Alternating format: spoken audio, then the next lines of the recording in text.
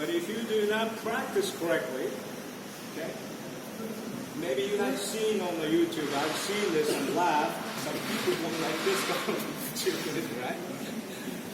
You know, no styles and no techniques, okay? So karate, you will listen. Your sensei will tell you the same thing. Your karate has to be like one step at a time, just like a building, the tall building or blocks, right? You have to have a good foundation. You have to have a ground floor, first floor, second, third, before you have, you know, say 50 floors or rooftop, yeah? Because if you don't do the steps, upstairs will be like this, right? So before you go to Jiyu kumite, you have Sanbon kumite, right? 3 attacks, okay? Then last year, if you're here, unfortunate enough to be here last year, you learned something about Kihon Ippon kumite, okay? Kihon Ippon kumite is the basic one attack kumite, right? That's what we did last year.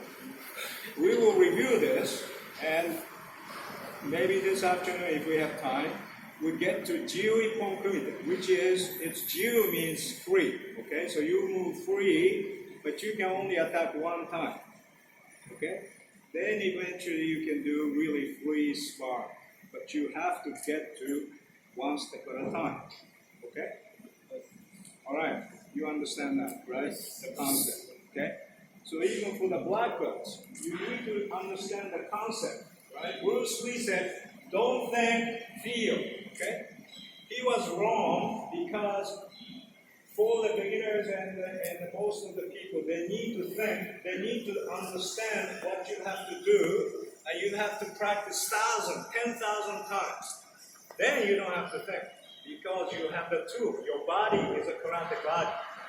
But if you don't practice karate body, if you don't have the techniques, this is free sparring, because you don't know how to get to the punch. Yeah?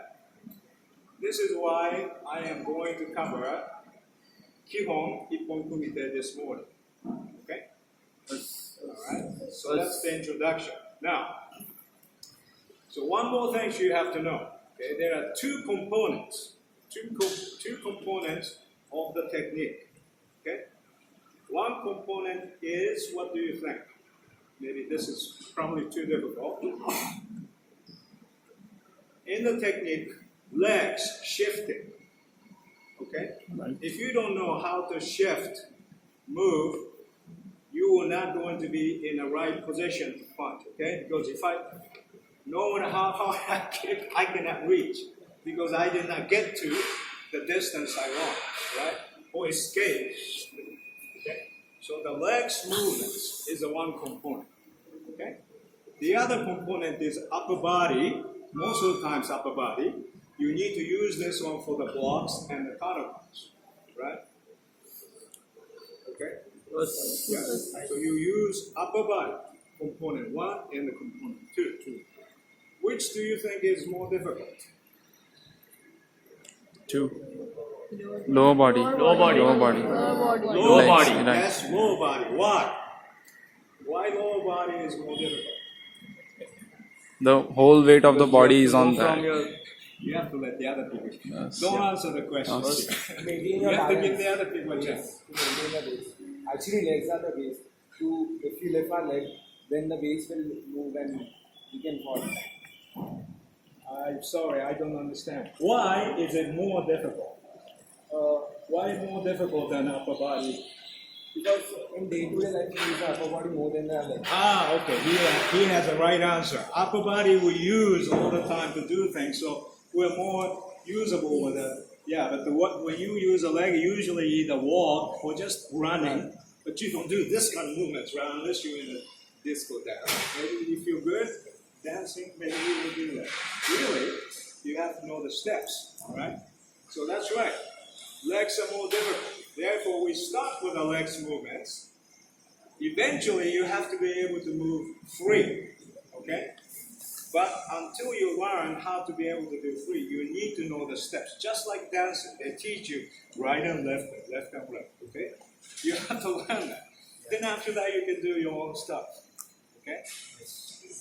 All right. Now, so last year we talked about if the opponent is coming, you don't want to escape to the back. Right. Right? Why you don't want to escape to the back? Come on. It's easy. You will not be able to punch or attack. Right, because he's coming, punch, and you're just defending. Okay? If the car or truck comes into your way, do you run away from the car coming? No. You step aside, right? The car is coming, you step aside, right? Karate is the same way. If the opponent comes, you don't want to be stepping back. So today, last year we talked about escaping angle, right? So we will do one more step farther, okay? You want to go side, okay? One is a side. The other one is you will step in. Okay, well, this is called irimi in Japanese. Black folks mostly remember, but you guys don't have to remember. Okay, irimi means you're getting in. Iri means enter. Ni means body. So you enter your body into the opponent. Okay? So that's pretty advanced, but you have to be able to do those things in the Kihon Ippon Kumite. Then you can apply that into semi-free sparring and eventually sparring. Okay? All right. So